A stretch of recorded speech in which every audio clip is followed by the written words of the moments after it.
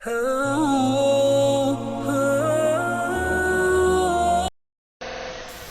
satu-satunya wanita yang mendapatkan salam langsung daripada Allah Subhanahu wa taala.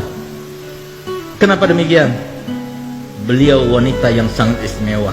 Tidak pernah terjadi di dunia seorang wanita yang setia kepada suaminya seperti Sayyidah Khadijah kepada Nabi kita Muhammad SAW. Pertama kali beliau kawin dengan Nabi Muhammad. Nabi Muhammad umurnya masih 25 tahun, belum diangkat menjadi Rasul. Maka apa yang diucapkan oleh Sayyidah Khadijah kepada Nabi Muhammad? Wahai Muhammad, engkau kini sudah menjadi suamiku. Maka mulai saat ini, rumahku ini rumahmu, hartaku hartamu, dan aku adalah budak perempuanmu. Beliau ucapkan yang semacam itu bukan cuma ucapan bualan, tapi dibuktikan semenjak beliau menjadi istri Nabi Muhammad, semua karirnya ditinggalkan, semuanya difokuskan kehidupannya hanya untuk Nabi Muhammad. Nabi Muhammad diberikan harta yang banyak, diberikan ini, sodakokan, dipinjamkan, silaturahmi, sampai ketika Nabi Muhammad dianggap menjadi seorang Nabi dan Rasul, beliau sudah tidak punya. Sampai suatu waktu di sela-sela dakwahnya Nabi Muhammad SAW, beliau pernah ketika masuk ke rumah Sayyidatuna Khadijah, Sayyidah Khadijah sedang menyusui Sayyidah Fatimah.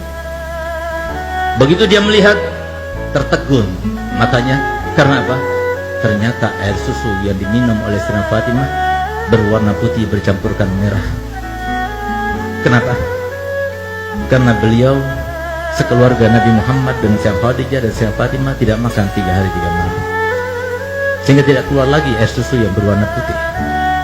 Di saat itulah Nabi Muhammad SAW meneteskan air mata, tertegun. Tapi setelah itu, seperti kebiasaannya, setelah selesai Sayyidah Fatimah diletakkan tidur, maka Nabi SAW seperti biasanya tidur di atas pangkuan Sayyidatuna Khadijah. Ketika dia tidur terlelap, tiba-tiba Sayyidah Khadijah meneteskan air mata yang menyebabkan Nabi Muhammad bangun karenanya. Ketika dia bangun, dia melihat Sayyidah Khadijah dalam keadaan menangis. Maka dia tanya, "Wahai Khadijah, engkau menyesal karena telah mengawini aku?" Apa jawabannya? "Tidak, wahai kekasihku. Tidak, wahai kekasihnya Allah. Aku menangis karena dulu waktu aku kaya, karena dulu waktu aku berpengaruh, karena dulu waktu aku punya, aku kerahkan semua yang aku punya untukmu, untuk dakwamu. Sekarang aku tidak punya apa-apa. Aku yang membantumu, aku tidak punya apa-apa. Kalau penyesalan itu ya Rasulullah, kalau engkau anggap aku menyesal karena telah mengawinimu, dengarkan perkataanku. Kalau seumpama aku sudah meninggal dunia, sementara engkau masih membutuhkan biaya, engkau tidak mendapatkan biaya itu, galilah kuburanku, ambillah tulang belulangku, rakitlah, gunakan untuk sampanmu, untuk jadikan sebagai rakitmu, untuk perjalanan dakwahmu. Kalau engkau mau, pergilah ke pasar, juallah, dan hasil penjualannya kau gunakan untuk biaya dakwahmu." Sayyidah Khadijah bukan cuma bualan saja.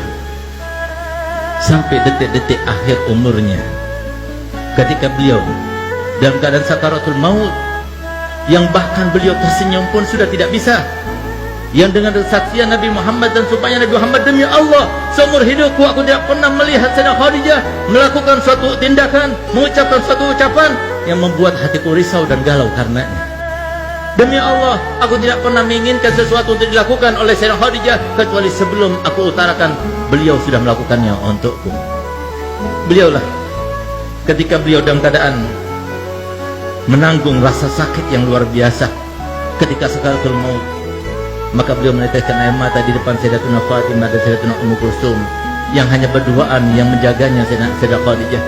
Di saat itulah ketika melihat tetesan air mata, maka Sayyidah Fatimah berkata kepada ibundanya, "Ibu, engkau merasakan sakit karena sakitmu?" "Tidak. Tadi aku menangis karena memikirkan ayah. Kalau aku sudah meninggal, siapa akan masakan untuk ayahmu? Siapa yang akan mencucikan baju untuk ayahmu? Siapa akan menyenangkan hati ayahmu? Siapa akan menghilangkan gundah ayahmu?"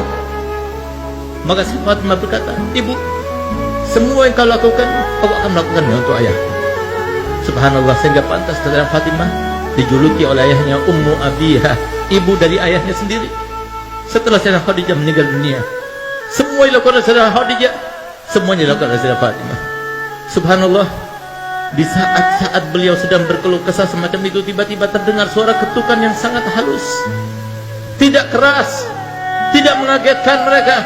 Begitu kedengaran suara ketukan yang sangat halus tersebut, Maka langsung isi rumah itu Sayyidah Khadijah, Sayyidah Fatimah mengatakan, ayahmu datang, bangunkan aku, bangkitkan aku. Sayyidah Khadijah duduk sudah tidak kuat, tapi minta pada Fatimah supaya ditopang dengan lututnya, supaya kelihatan seakan-akan dia duduk. Yang tadinya wajahnya bersenyum saja tidak bisa, dipaksakan untuk tersenyum.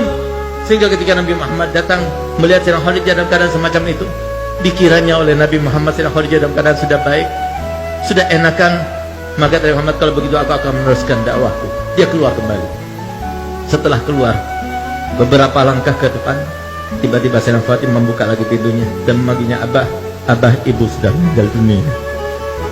Sampai detik-detik akhirnya tidak mau melihat Nabi SAW dalam keadaan risau. Inilah akhlak ahlul bait. Ini akhlak yang diajarkan Nabi Muhammad SAW kepada anaknya, kepada istrinya. Semuanya berkorban untuk apa? Meraih ridhonya